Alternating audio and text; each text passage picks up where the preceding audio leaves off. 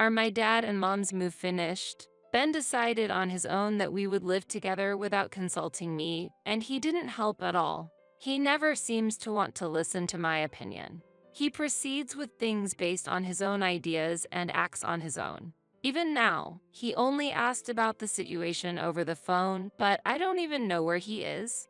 I had been disappointed in Ben before, but it was thanks to that person that I finally made up my mind. Yes, it's all finished. I just moved into a high-rise condo myself. What? While hearing his surprised voice, I laughed with my son, Aaron, who was next to me. He had left everything up to me, so he hadn't noticed anything. What do you mean with a high-rise condo? A high-rise condo means just that. A high-rise condo. With that, I ended the call. The next day, Ben contacted me. Apparently, he had ended a trip with his beloved parents in the middle to come and see our house. There's nothing here. Where is the luggage? Where could it be? What do you mean, where could it be? For details, please ask that person directly. After saying that, I heard a voice of anger from the other end of the phone. I, Cindy, am a 57-year-old housewife. When I was younger, I worked in sales, where I was a top performer and secured many contracts, so I was relied upon in my department. However, I quit because Ben, who was once my boss and trainer, asked me to. After many talks and discussions we had together, Ben confessed as we were close in age, and after several years of dating, we got married. He asked me to quit my job and dedicate myself to the family, promising that he would never let me struggle, so I resigned upon marrying despite having many regrets. After that, at the age of 33, I gave birth to our son, Aaron, and it felt like I was leading a happy family life. Ben doted on Aaron very much, sometimes to the point of spoiling him, which often exasperated me. On the other hand, I didn't have a good relationship with my in-laws, especially with my mother-in-law, Diane, with whom I often disagreed about how to raise Aaron, resulting in a strained relationship. It was around this time that Aaron went to university, became independent, and started living alone. Ben reluctantly agreed on the condition that he would visit regularly. After that, it was just the two of us. But Ben started diverting the money he used to spend on Aaron to his own parents. While there was nothing wrong with that, the continued purchase of luxury goods, trips, and gourmet food continued. Aaron didn't need them, so there was no problem. But my mother-in-law, who would take anything she could get, started to affect our finances. Ben, where is the $1,000 I left here? I used it because Mom said she needed a wallet. What are you talking about? I told you not to touch it because it's for the rent. Shut up. It's my money that I earned. What's wrong with spending it as I like? A mere housewife like you shouldn't complain to the head of the house. Whenever I say anything about money, Ben raises his voice in objection. Housewife, that's a term Ben often brings up during our arguments. You're the one who asked me to become a housewife. You being unemployed is a fact. If you can't earn, don't complain. If you hate me being unemployed, I'll go out and get a part-time job. Hey, don't joke around. If I allow my wife to work outside, I'll be seen as incompetent. There are still people with such views today. Ben, unnecessarily proud, wouldn't accept me working outside. When I started working secretly, he found out through his mother where I was working and came yelling at me. In such circumstances, I couldn't even take up a part-time job, so I had no choice but to start working from home. Initially, the income was modest, but it gradually increased, and I was able to manage by using the money for living expenses. Honestly, if the income continues to increase, I might consider divorcing Ben. One day, when I was working from home, the doorbell suddenly rang. I wasn't expecting any visitors, but thinking it might be a delivery, I opened the door to find my mother-in-law standing there. Hi, is something wrong? Nothing's wrong, you shut in. She yelled as barged into the house. Again, this word shut in filled me with disgust. When I was working, my mother-in-law had told me to quit and become a housewife. But once I actually retired upon marriage, she started blaming me like this. Ben is earning money, and that's how you can live. Yet, you dare to defy your husband. She would not listen to me at all and kept attacking me until she was satisfied. Just when I thought I couldn't concentrate on work because of this situation. Diane, how many times do I need to say it? Stop bothering Cindy, darling. Cindy, I'm sorry that Diane is bothering you again.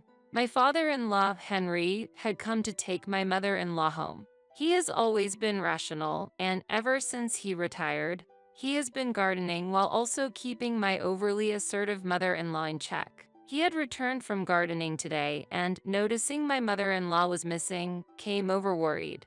I had received his help many times. When will I see my grandchild?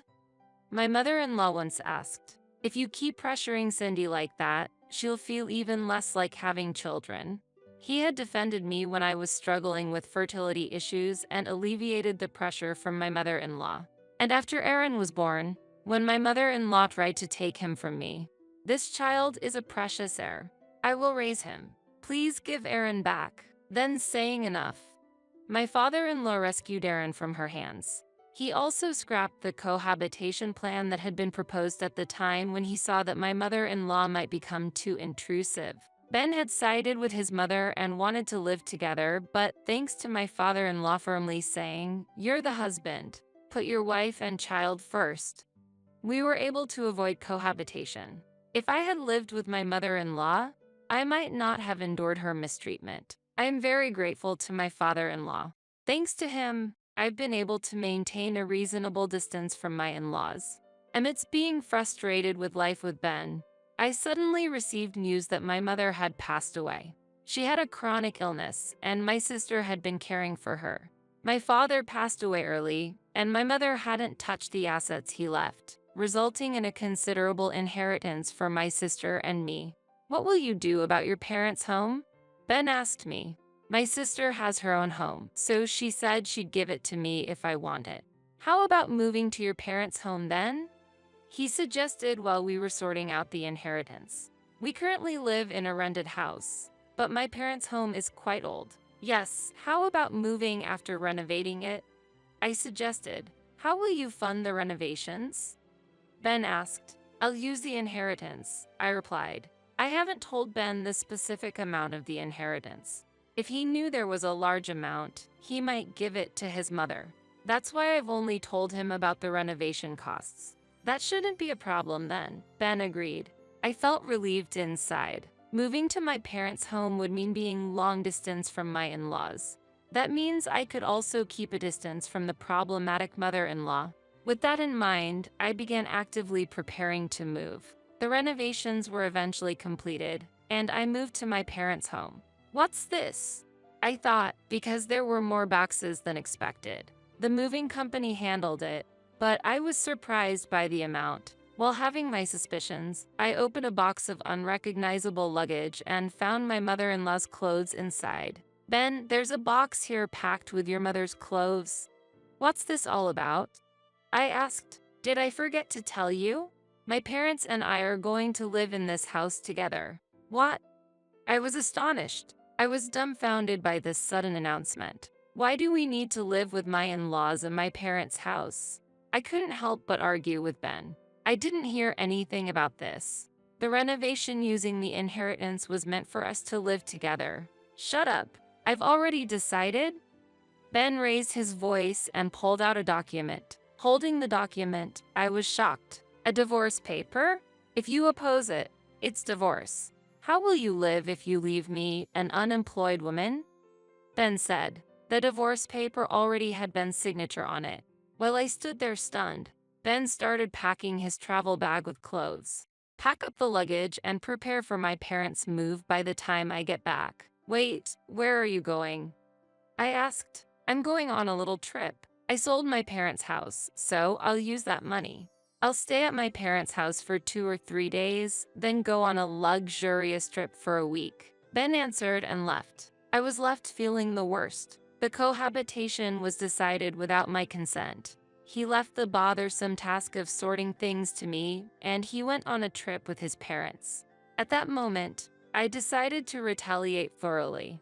During the preparations to move, I spread the insecticide I had stored throughout the house and left. I am very averse to insects, and although I knew the renovated house was safe, I had bought the insecticide just in case. As I looked at the divorce paper in my hand, the phone suddenly rang. That call led me to make a significant decision. Aaron, it's been a while. Mom, what's up? I contacted Aaron and received some help from him. 3 hours later, an unwelcome call from my mother-in-law came. You made me go through something terrible. What? It turned out that my mother-in-law had borrowed a spare key from Ben and entered the house without permission, just after I had spread the insecticide. And she almost fell from breathing in the air. She threatened at the end, I'll sue you. I felt it was karma. It's a far bigger issue to enter someone's house without permission, I retorted and hung up the phone. Since she's still lively enough to complain over the phone, she must be fine despite inhaling the insecticide. Thinking about cutting ties with such a family made me feel relieved. And a week later, when everything had settled, Ben, who hadn't contacted me at all, reached out. Are my dad and mom's move finished? Ben decided on his own that we would live together without consulting me, and he didn't help at all. He never seems to want to listen to my opinion. He proceeds with things based on his own ideas and acts on his own. Even now, he only asked about the situation over the phone, but I don't even know where he is.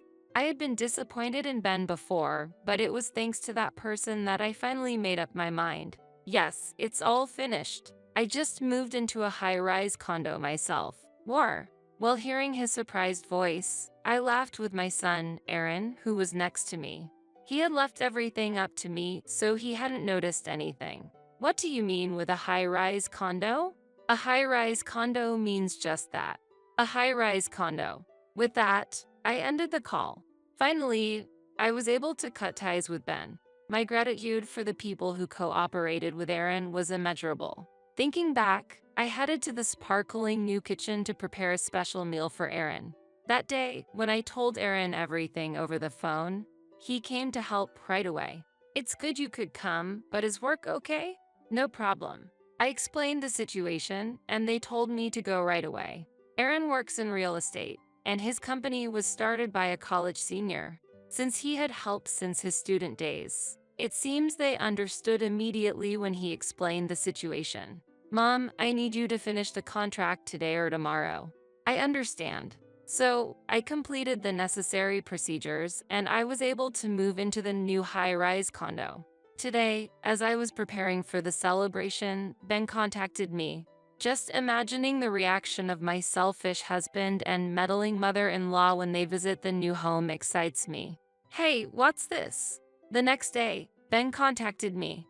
Apparently, he had ended a trip with his beloved parents in the middle to come and see our house. There's nothing here. Where is the luggage? Where could it be? What do you mean, where could it be? For details, please ask that person directly. After saying that, I could hear a voice of anger from the other end of the phone.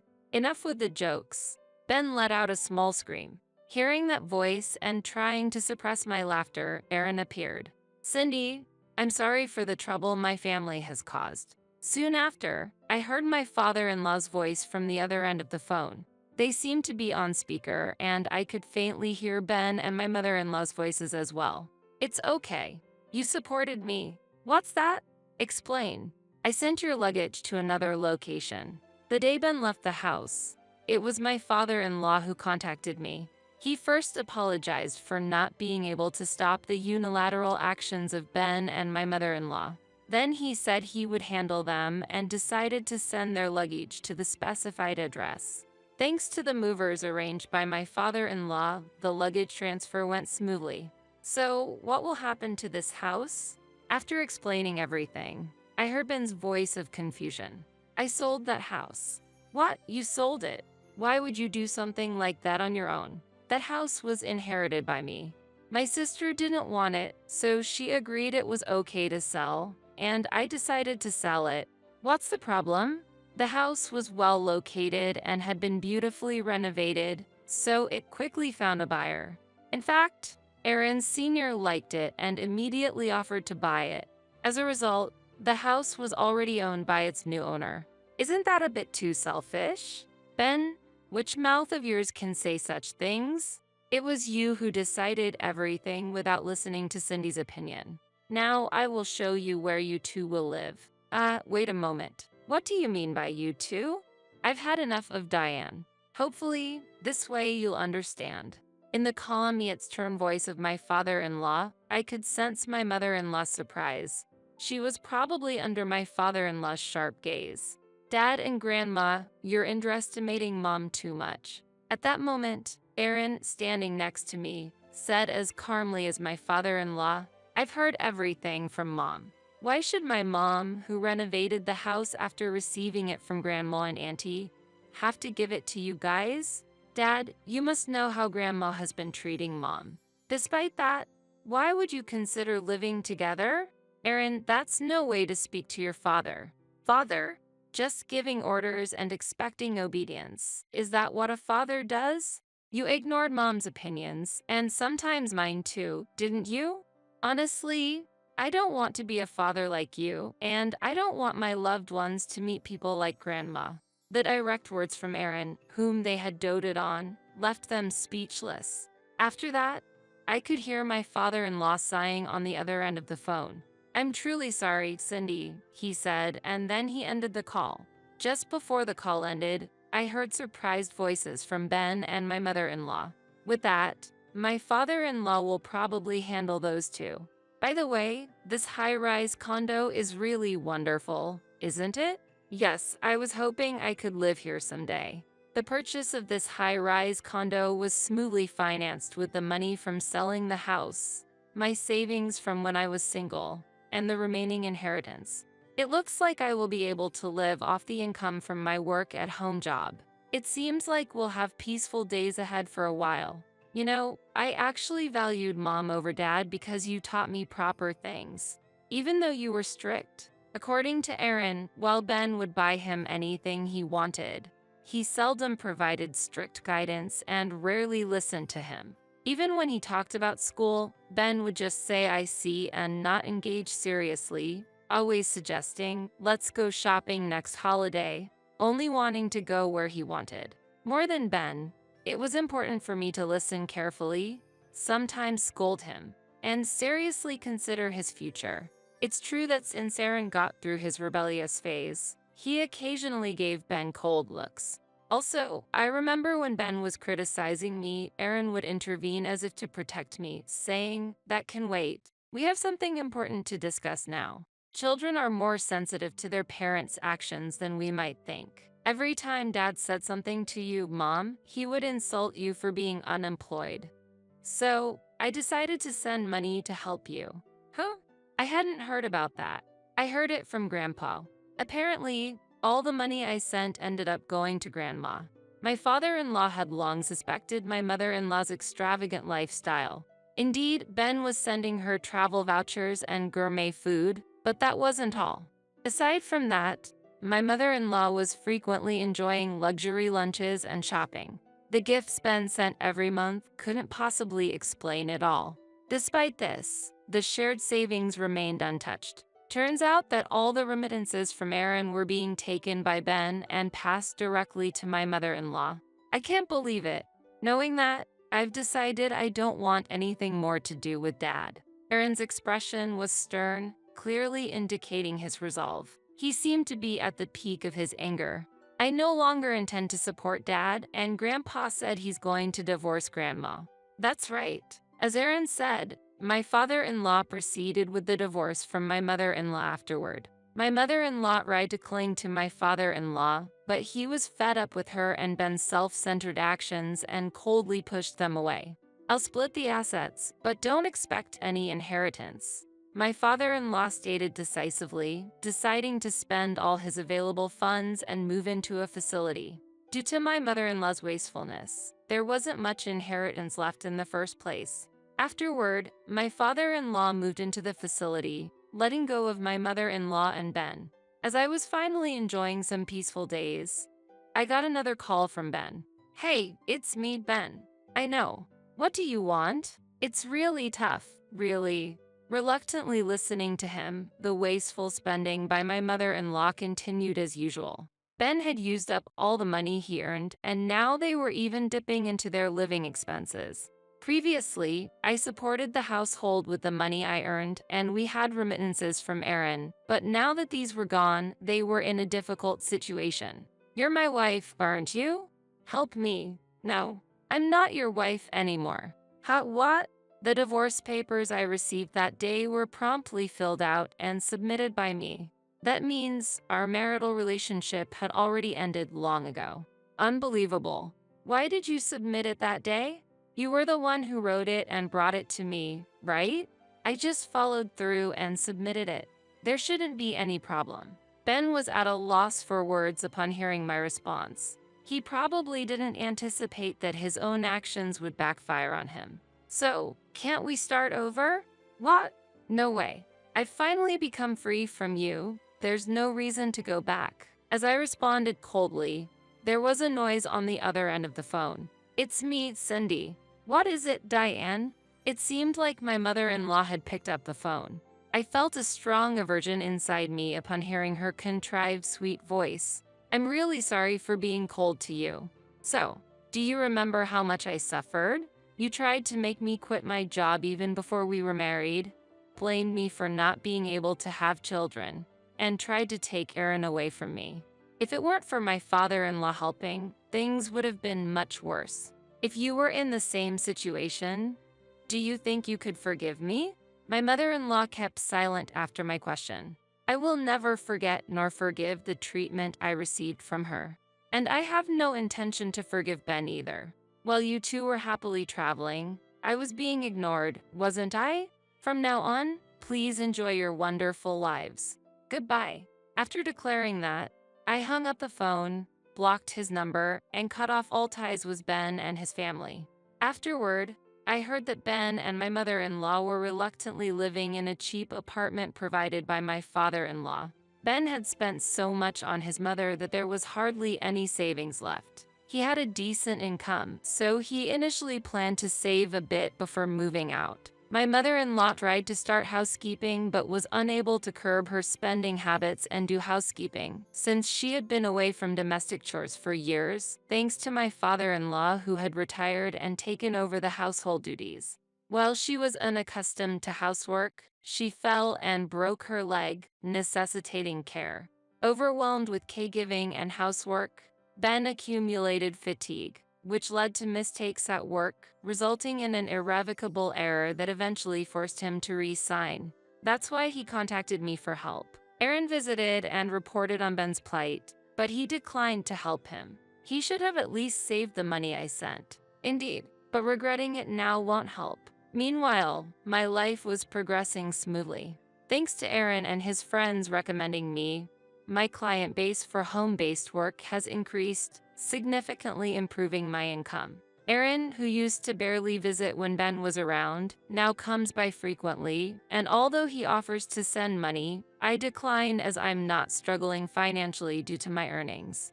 Thanks to that, Aaron has been able to save money and has moved into the same high-rise condo. Whenever I bring over some side dishes, he is always delighted and grateful. I'm truly happy. Being able to work at my own pace and having my beloved Aaron nearby makes every day immensely joyful for me. Years have passed. Today is a special day.